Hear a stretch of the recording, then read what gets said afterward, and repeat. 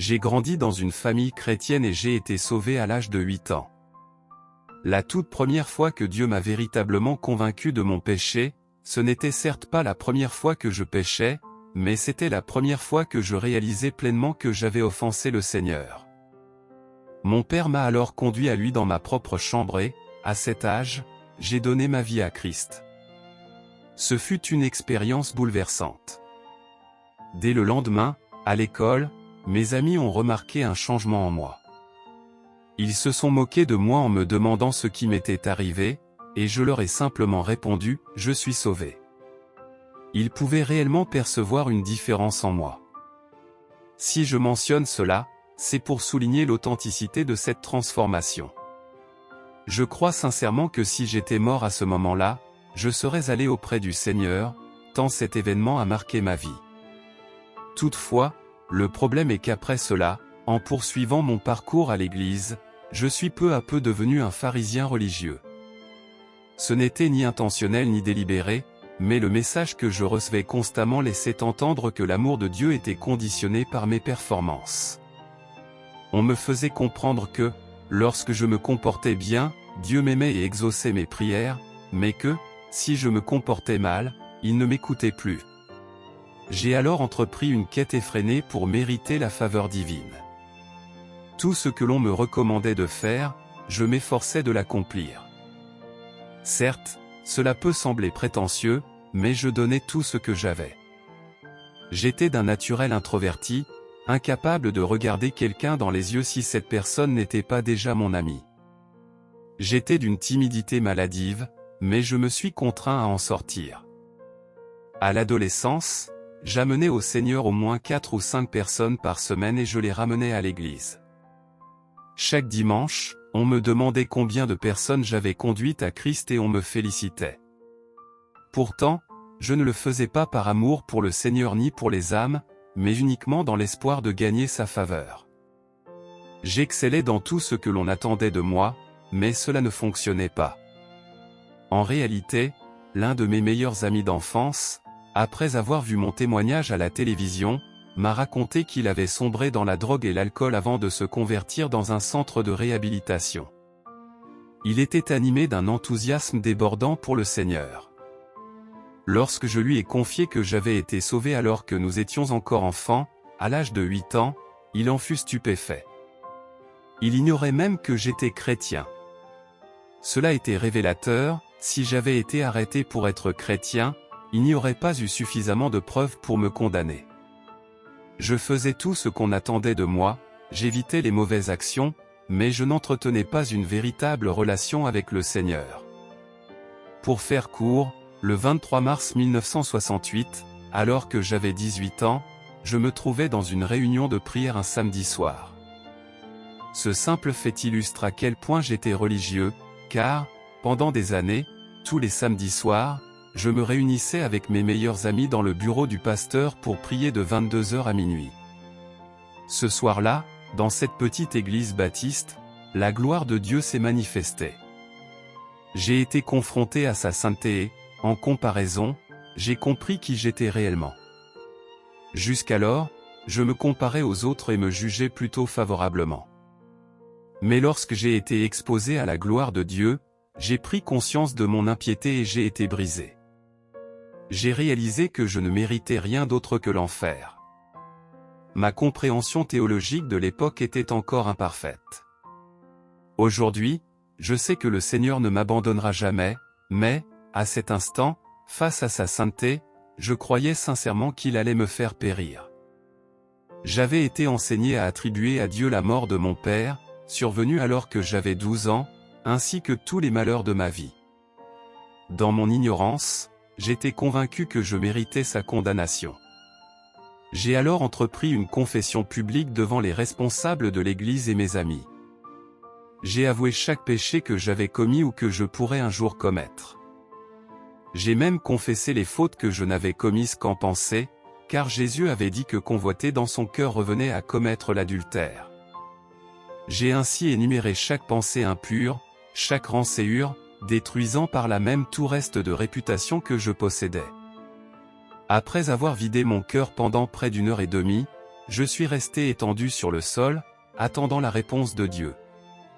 À ma grande surprise, un amour surnaturel m'a envahi, un amour indescriptible. J'ai tenté maintes fois d'en parler, mais les mots sont insuffisants. Je savais, d'une certitude absolue, que Dieu m'aimait.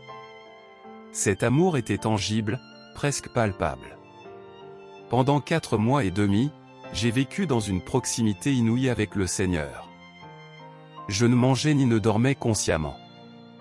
Je ne dormais que par intermittence, 1 heure au plus, tant mon désir de lire la Bible et de prier était insatiable. Je ne pouvais même pas m'asseoir pour prendre un repas, tant j'étais bouleversé par l'amour de Dieu. Je me contentais de grignoter de temps à autre. Cette période a révolutionné ma vie. On pourrait croire qu'après une telle expérience tout irait pour le mieux, mais il n'en fut rien. Après ces 4 mois et demi, j'ai perdu le ressenti et l'émotion de cette expérience, ce qui m'a plongé dans une grande détresse. Ne sachant ni ce que j'avais fait pour que Dieu me révèle son amour, ni ce que j'avais fait pour qu'il semble s'éloigner, j'étais profondément troublé. Je ne savais pas non plus comment retrouver cette intimité avec lui. Ce fut une période de tourment. L'un des événements les plus déterminants de ma vie a alors été mon enrôlement dans l'armée et mon envoi au Vietnam. Cette épreuve allait me conduire à une compréhension plus profonde de la grâce et de l'amour inconditionnel de Dieu. Mon séjour au Vietnam a été une expérience profondément marquante et transformatrice pour moi. Pendant 13 mois, j'ai servi en tant qu'assistant du chapelain sur une base de soutien. Bien que cette colline abritât 120 hommes, il n'y avait pas de chapelain permanent, si bien que j'étais souvent livré à moi-même. L'environnement qui m'entourait était empreint de mal et d'immoralité, et la seule manière pour moi de demeurer fermement ancré dans la foi était de plonger mon esprit dans la parole de Dieu. Ainsi, durant cette période, je me suis adonné avec ferveur à l'étude des Écritures, y consacrant quotidiennement entre 12 et 15 heures. De plus, chaque nuit, durant mes tours de garde dans les bunkers, je priais pendant 4 heures. En somme, je passais plus de 16 heures par jour à prier et à méditer la parole divine. Peu à peu, cette discipline spirituelle a commencé à métamorphoser ma vie. J'ai retrouvé la joie et la paix que j'avais jadis expérimentées lors de ma rencontre surnaturelle avec Dieu. Toutefois, cette fois-ci, cette transformation ne provenait pas d'une simple expérience émotionnelle, mais bien de l'immersion dans les Écritures. Il ne s'agit pas de choisir entre les deux, car toutes deux sont précieuses. Cependant, il est fondamental de comprendre que, contrairement aux émotions qui peuvent être éphémères, la parole de Dieu demeure constante et immuable. En effet, 2 Timothée 3 verset 17 affirme que la parole de Dieu nous perfectionne et nous rend pleinement équipés pour toute bonne œuvre. Aujourd'hui, je souhaite partager avec vous une vérité fondamentale que le Seigneur m'a enseignée. Elle est d'une simplicité saisissante, mais elle diffère de ce que beaucoup pensent. Si vous l'accueillez dans votre cœur comme je l'ai fait, elle a le pouvoir de transformer votre vie et de vous apporter une bénédiction inestimable.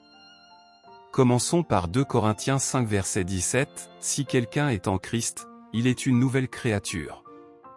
Les choses anciennes sont passées, voici, toutes choses sont devenues nouvelles. » Ce verset est souvent cité, mais il arrive que nous le connaissions si bien que nous en perdions toute la profondeur.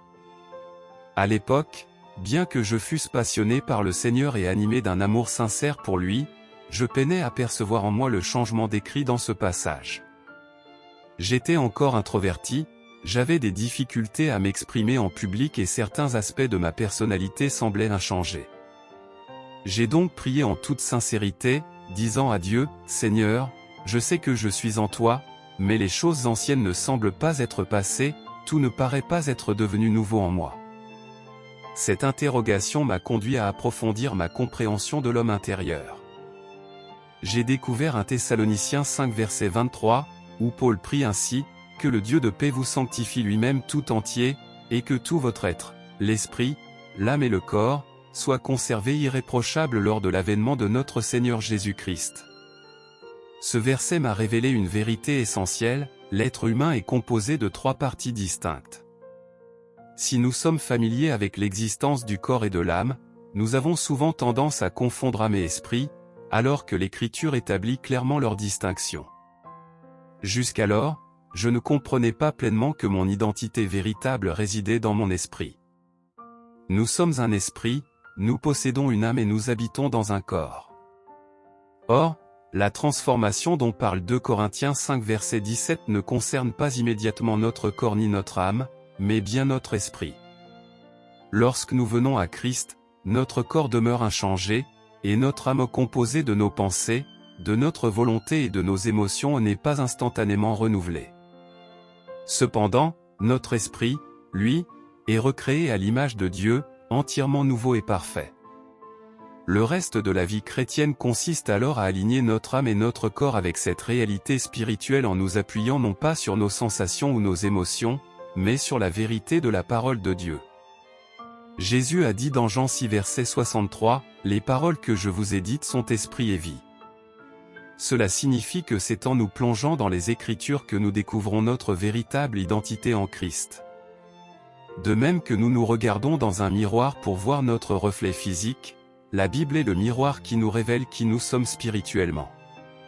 Si nous nous fions uniquement à nos émotions ou à nos expériences pour déterminer notre état spirituel, nous risquons d'être trompés.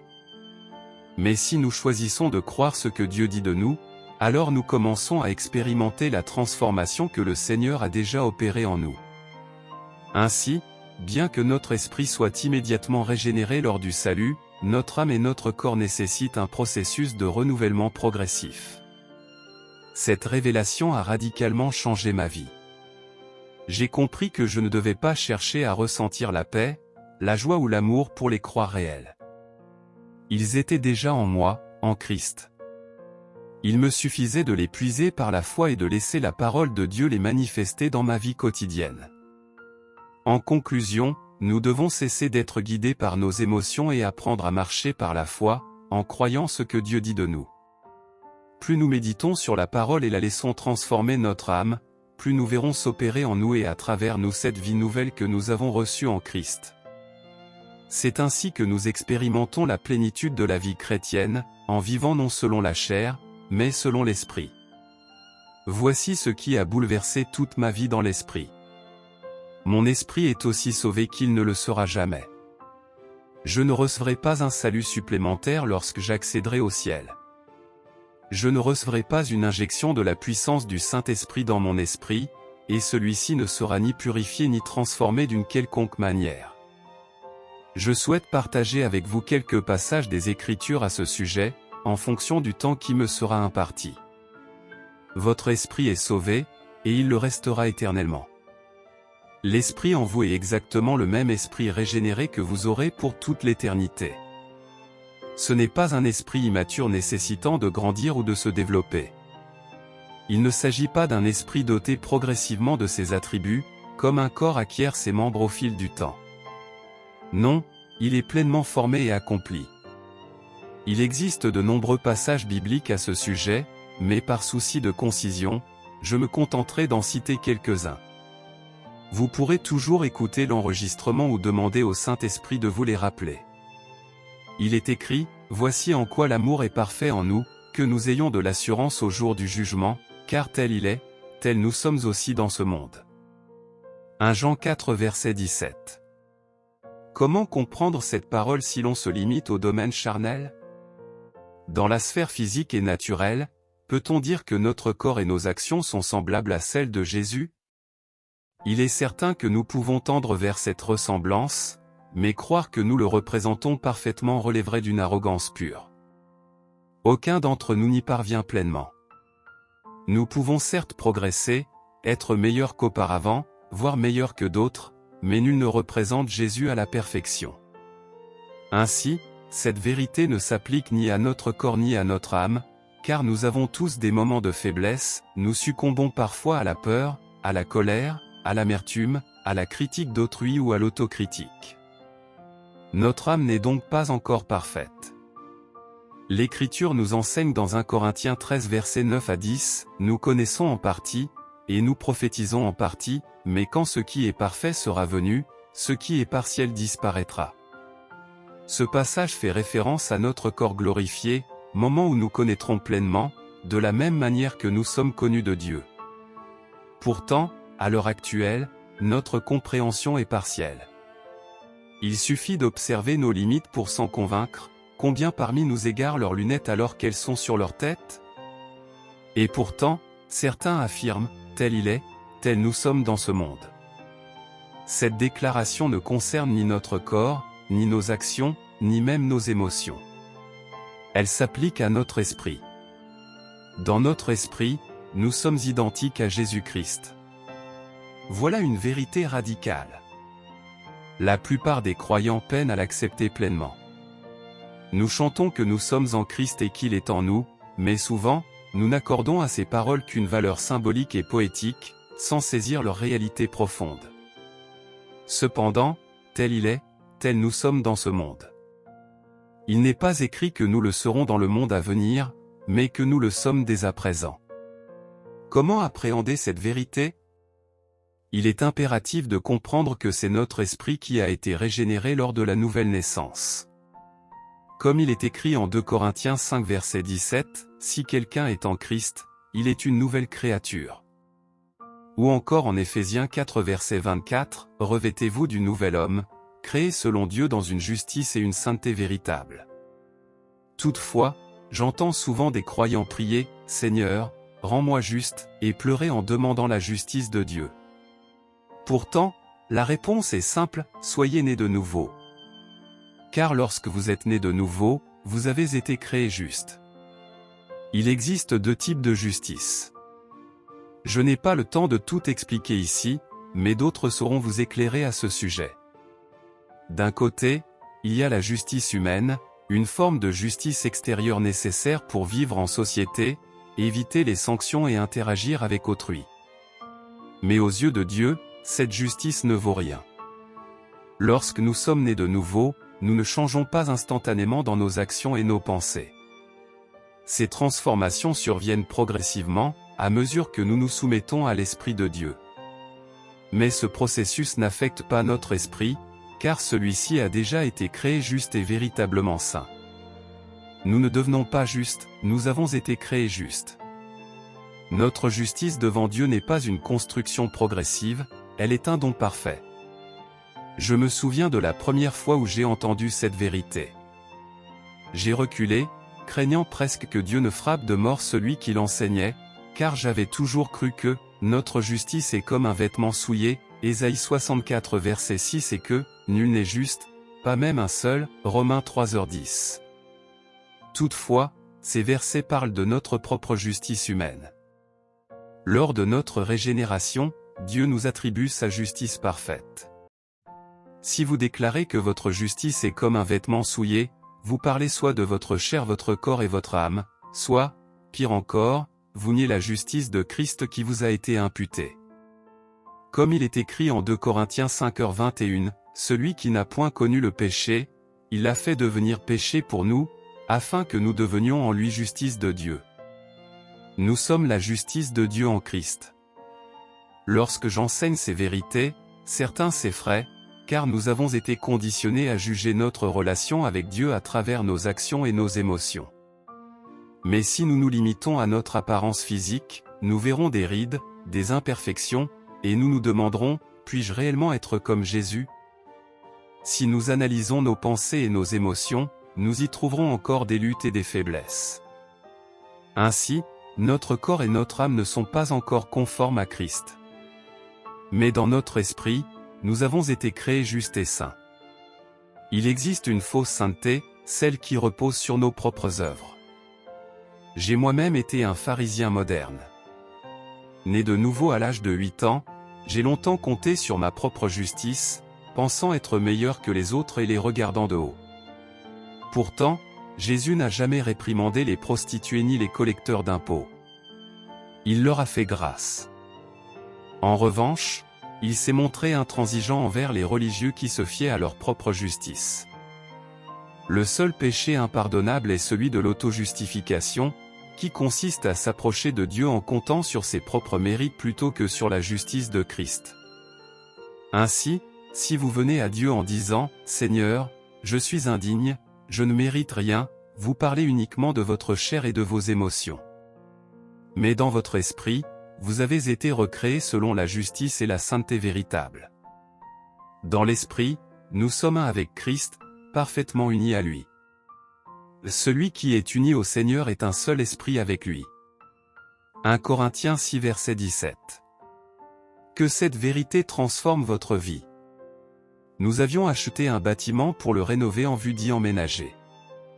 Pendant 9 mois, on m'a assuré chaque semaine que le prêt de construction serait accordé la semaine suivante.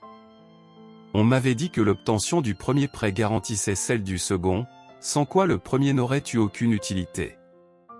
Après ces 9 mois d'attente, j'ai rencontré les banquiers, qui m'ont déclaré « Cela fait maintenant 1 an que nous avons ce dossier en suspens, reprenons tout à zéro ». En entendant cela, je n'ai vu qu'une nouvelle attente interminable. J'ai compris qu'il y avait un problème et qu'il me fallait prier. Je suis rentré chez moi et me suis mis à prier en langue, car, selon la Bible, dans 1 Corinthiens 14h14, lorsque vous priez en langue, votre esprit prie. De plus, 1 Corinthiens 14 verset 13 nous exhorte à prier pour recevoir l'interprétation. Convaincu que l'Esprit de Christ en moi détenait la réponse, j'ai dit, « Père, quelque chose ne va pas, et je sais que tu as la solution. Je vais prier en langue et te demander de m'éclairer sur ce que je dois faire. » En marchant sur le sentier de ma propriété, j'ai médité sur la situation et le Seigneur m'a rappelé une prophétie reçue 2 ans auparavant. Cette dernière annonçait une expansion et précisait que je n'aurais pas besoin de la banque, car je possédais déjà une banque. Interloqué, je me suis demandé quelle banque il s'agissait. Puis la prophétie poursuivait en affirmant « Vos partenaires sont votre banque ». Cette révélation m'a frappé. J'ai alors demandé au Seigneur « Est-ce que tu me dis que je n'ai pas besoin d'un prêt de 3,2 millions de dollars et que je peux réaliser ce projet sans emprunter ?» Après avoir longuement prié, j'ai fait mes calculs et constaté qu'avec notre rythme d'épargne, il nous faudrait 120 ans pour réunir cette somme. C'était en 2002. J'ai compris que si cette direction venait de Dieu, il pourvoirait. En revanche, si je m'engageais dans cette voie sans sa guidance, je risquais de mettre en péril notre ministère, qui manquait déjà d'espace et avait un besoin urgent d'expansion. J'ai donc persévéré dans la prière jusqu'à être absolument certain que cette décision venait de Dieu. Convaincu, j'ai informé mon équipe que même si la banque nous offrait la totalité de la somme dès le lendemain, je refuserais. Le lendemain, Wells Fargo nous a informé que nous n'avions pas besoin de 3,2 millions, mais bien de 4 millions, et que notre prêt était approuvé. J'ai alors répondu, trop tard. J'ai refusé leur offre. En 14 mois, nous avons entièrement payé ce bâtiment. Je raconte cette histoire pour glorifier Dieu, non pour me mettre en avant. Certains pourraient mal interpréter mes propos, mais je suis sincère, avant que le Seigneur ne me parle, nos revenus étaient inférieurs à 2 millions de dollars par an. Depuis 2002, nous avons reçu plus de 560 millions de dollars, uniquement pour le ministère aux États-Unis, sans compter nos 14 autres bureaux à travers le monde. Cette expérience a transformé ma vie. J'ai appris que nous possédons déjà, dans notre esprit, tout ce que Dieu veut nous donner. Il nous faut simplement le manifester. Lorsque j'ai prié en langue, ce n'était pas pour forcer Dieu à agir, mais pour faire émerger ce qui était déjà là. C'est comme une personne qui, mourant de soif, s'appuie contre un puits sans en puiser l'eau. Elle possède une source à portée de main, mais cela ne lui sert à rien si elle ne sait pas comment l'extraire. Prier en langue, c'est activer cette pompe spirituelle qui libère la puissance surnaturelle de Dieu en nous. Toutefois, cela doit être fait dans la foi.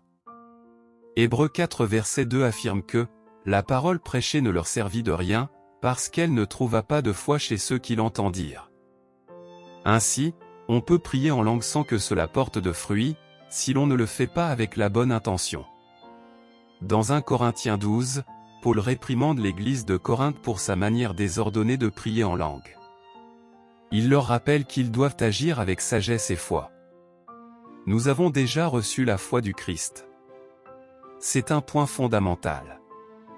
Dans Romains 12 verset 3, il est écrit que Dieu a distribué la mesure de foi à chacun, et non une mesure. De plus, Paul déclare dans Galates 2 verset 20, « Je suis crucifié avec Christ, ce n'est plus moi qui vis, mais Christ qui vit en moi. » Si Paul avait la foi de Christ et que Dieu nous accorde tous la mesure de foi, alors nous avons, nous aussi, cette foi parfaite en nous.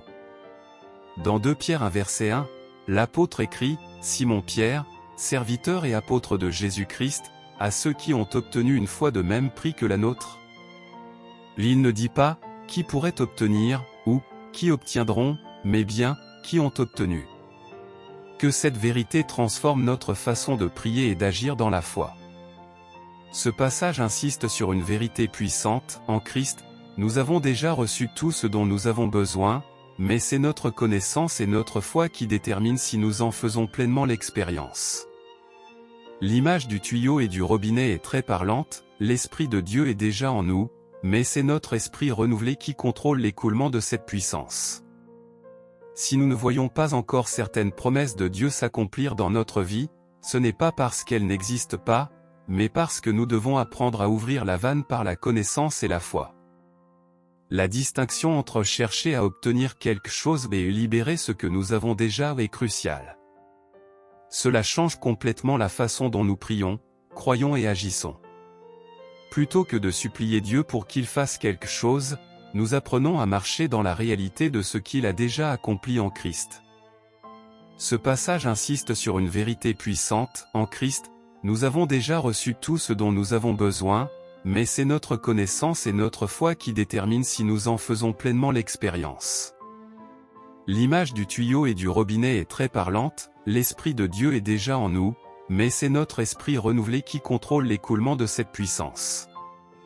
Si nous ne voyons pas encore certaines promesses de Dieu s'accomplir dans notre vie, ce n'est pas parce qu'elles n'existent pas, mais parce que nous devons apprendre à ouvrir la vanne par la connaissance et la foi. La distinction entre chercher à obtenir quelque chose et libérer ce que nous avons déjà est cruciale. Cela change complètement la façon dont nous prions, croyons et agissons. Plutôt que de supplier Dieu pour qu'il fasse quelque chose, nous apprenons à marcher dans la réalité de ce qu'il a déjà accompli en Christ. C'est une perspective qui demande un renouvellement profond de notre pensée. As-tu déjà expérimenté un moment où tu as cessé de lutter pour obtenir quelque chose et as commencé à marcher dans la foi que tu l'avais déjà reçue? Je ne me bats pas pour être guéri, je me bats parce que j'ai été guéri et que la même puissance qui a ressuscité Jésus-Christ d'entre les morts réside en moi. Parce que je sais cela et que j'ai appris à libérer cette puissance, il n'y a pas assez de démons en enfer pour m'empêcher de marcher dans ce que Dieu m'a déjà donné. Un exemple, un enfant, lorsqu'il avait 1 an, est tombé et s'est cogné la tête contre le coin d'une table basse. Le gonflement a atteint 2 ou 3 pouces avec de l'eau et une douleur intense. Nous avons prié et la douleur a disparu. Mais, curieusement, chaque année pendant les 12 années suivantes, exactement le même jour, ce gonflement revenait. Ce phénomène, qui défiait la logique, me semblait davantage spirituel que physique. Nous prions chaque année pour cela, jusqu'au jour où il avait 12 ans. Un soir, juste avant qu'il ne se couche, j'ai vu ce gonflement apparaître à nouveau. Au lieu de prier comme je l'avais fait les années précédentes, je l'ai regardé et j'ai déclaré, « Diable, tu es stupide, je ne vais pas abandonner. Nous sommes déjà guéris, et je ne reviendrai pas en arrière. » J'ai proclamé ce qui nous appartenait déjà, et soudainement, le gonflement a disparu, pour ne plus jamais revenir. Il arrive parfois que, dans notre lutte pour obtenir quelque chose, nous ignorions un élément de doute en nous, comme cette pensée, « Ô Dieu, je te demande de me guérir. » Si Dieu pouvait être confus, je le verrais probablement demander à Jésus, « Ne leur as-tu pas dit qu'ils étaient guéris? Pourquoi demandent-ils ce qu'ils ont déjà ?» Je sais que certains d'entre vous pourraient penser que cela n'est qu'une question de sémantique, mais cela a son importance. Nous nous réunissons dans un service comme celui-ci, et nous disons, « Dieu, nous te demandons de venir et d'être avec nous. » Mais Dieu répond déjà, « Je ne vous quitterai jamais, je ne vous abandonnerai jamais. » Pourtant, nous lui demandons de venir, Et puis, lorsque nous partons, nous prions, ô Dieu, sois avec nous cette semaine. Que va faire Dieu? Briser sa parole et s'en aller pour pouvoir revenir. Nous prions, ô Dieu, mais nous ne réalisons pas que Dieu est déjà là. Quand quelqu'un dit que cette prière n'a pas dépassé le plafond, il faut se rappeler que nous n'avons pas besoin que notre prière atteigne le ciel, car Dieu est juste là, tout près. C'est pourquoi nous baissons la tête lorsque nous prions, afin de pouvoir le regarder, lui dire, « Père, je ne ressens rien, mais je sais que tu ne me quitteras jamais ni ne m'abandonneras. » Et c'est ainsi que, malgré l'absence de sensation, nous pouvons nous réjouir, en sachant que Dieu est avec nous. Comme nous en avons parlé pendant la louange, ce n'est pas la louange qui fait venir Dieu, mais lorsque nous commençons à le louer et à nous concentrer sur cela, des choses merveilleuses se produisent. Cela permet à ce qui est déjà en nous de s'écouler. Il est important de comprendre que c'est nous qui devons changer, pas Dieu. Je me rappelle d'une expérience vécue au Vietnam, un moment de désespoir. J'ai passé 3 jours sous une chaleur de 45 degrés Celsius 115 degrés Fahrenheit, sans nourriture ni eau, jeûnant dans l'espoir de forcer Dieu à agir. Mais au bout de 3 jours, il m'a semblé que Dieu m'avait abandonné, que toute conscience de Dieu m'avait quitté. J'étais tourmenté, incapable de trouver les mots pour décrire ce que je ressentais. Je cherchais désespérément ce lieu spécial de communion et de ressentiment de l'amour de Dieu, mais je ne réalisais pas à quel point je prenais pour acquis la paix intérieure que l'on ressent au quotidien. Je priais, je suppliais Dieu, « Ô Dieu, touche-moi à nouveau. » Et un jour, il me sembla que Dieu en avait assez. Il en avait assez que je lui demande de venir me toucher. Pendant ces 3 jours, il semblait que Dieu n'était plus présent, et une peur profonde m'envahit. Je crois sincèrement qu'une grande partie de l'enfer sera constituée de cette séparation, de cet isolement de Dieu et de toute conscience du bien. Ce fut la chose la plus proche de l'enfer que j'ai jamais connue, et c'était terrible.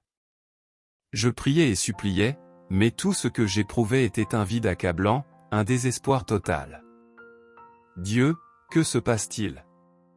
Ce matin, je me suis réveillé sur un lit de camp de l'armée, à genoux près du lit, et je me suis retrouvé en train de prier.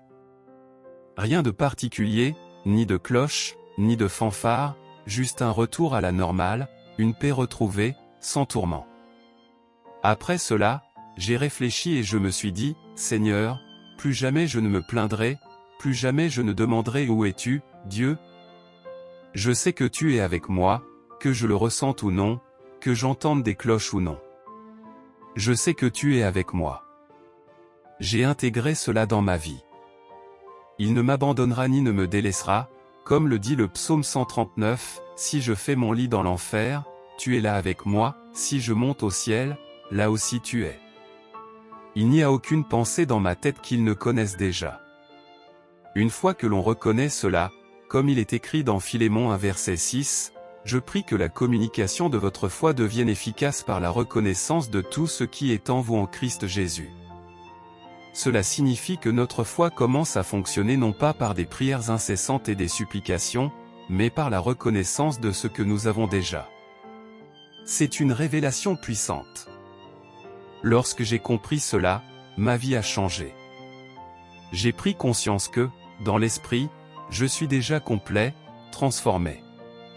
Et encore une fois, je dis cela uniquement pour glorifier Dieu, pas pour me glorifier. J'ai vu mon fils et ma femme ressuscités d'entre les morts, ainsi que 20 à 30 autres personnes. Nos étudiants au collège biblique ont été témoins de dizaines, voire de centaines de résurrections. Nous voyons de grands miracles se produire, et cela parce que nous reconnaissons que Dieu nous a déjà donné la puissance. Nous avons en nous la même puissance qui a ressuscité Jésus-Christ d'entre les morts. Ce n'est pas quelque chose qui se trouve là-bas et qu'il faut implorer et supplier pour obtenir. C'est déjà en nous. Il est plus facile de libérer quelque chose que de chercher à le faire descendre du ciel. Laissez-moi vous raconter un autre témoignage concernant mon fils. Le 4 mars 2001, ma femme et moi venions de rentrer d'un voyage à l'étranger. À 4h15 du matin, mon fils m'a appelé et m'a annoncé la tragique nouvelle, mon plus jeune fils, Peter, était mort. Je lui ai demandé ce qui s'était passé, et je lui ai dit de ne laisser personne toucher à son corps avant mon arrivée. Avec ma femme, nous avons dû nous lever et nous habiller pour partir. Le trajet jusqu'à Colorado Springs durait 1 heure, et à l'époque, nous n'avions pas de téléphone portable, ce qui compliquait encore davantage la situation. En route, nous avons décidé de ne pas parler de notre incrédulité, mais plutôt de commencer à louer Dieu, en nous rappelant la bonté de Dieu. Quand nous louons Dieu, cela nous recentre sur lui. C'est comme Pierre marchant sur l'eau, tant qu'il fixait Jésus, il marchait sur l'eau, mais dès qu'il détournait son regard, sa foi s'effondrait. En louant Dieu, je me suis souvenu d'une prophétie que 2 personnes m'avaient donnée, l'une en Californie et l'autre en Angleterre, qui ne savaient rien de moi. Elles m'avaient dit, « Tu as 2 garçons, et le plus jeune viendra au Seigneur avant le plus âgé. » Ces prophéties m'étaient revenues à l'esprit lorsque j'ai commencé à louer Dieu. J'ai alors cru fermement que mon fils devait revenir à la vie, car ces paroles venaient de Dieu.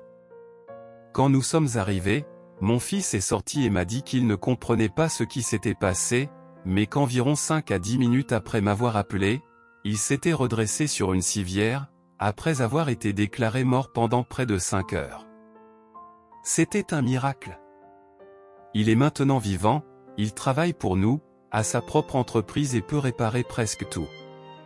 1 an après sa résurrection, il a eu une fille, notre seule petite fille, qui vient d'avoir 18 ans. Ce que je veux dire, c'est que chacun de nous porte en nous le pouvoir de ressusciter les morts. Ce pouvoir n'est pas quelque chose de lointain, il est déjà en nous. Mais il faut le libérer. Si nous ignorons cela, ce que nous ignorons peut nous nuire. Il est essentiel de renouveler notre esprit, comme le dit Romains 12 verset 2, afin de marcher dans la pleine puissance de Dieu. Dès que vous reconnaissez ce que vous avez déjà en Christ, vous libérez cette puissance surnaturelle. Tout ce pourquoi vous priez, vous l'avez déjà. Cela ne signifie pas que vous l'expérimentez immédiatement dans votre vie physique, mais que spirituellement, vous êtes déjà complet. Il y a une grande différence entre avoir quelque chose dans votre esprit régénéré et l'avoir fonctionnellement dans votre chair. Oui, nous avons tous des choses à faire, à nous encourager dans le Seigneur, à bâtir notre foi en priant dans le Saint-Esprit, mais savoir que nous avons déjà ce pouvoir à l'intérieur de nous représente 90% de la bataille. Lorsque vous réalisez que ce pouvoir est en vous, vous commencez à voir des résultats. Vous commencez à voir des aveugles retrouver la vue, des sourds entendre, des paralytiques marcher, tout simplement parce que vous avez compris que ce pouvoir surnaturel est en vous. Je vous le dis, cela a transformé ma vie et cela peut transformer la vôtre. Jésus a dit que vous recevrez la puissance du Saint-Esprit, et c'est cette puissance qui transforme. Si vous ne l'avez pas encore, il est crucial que vous la receviez, car elle peut changer radicalement votre vie.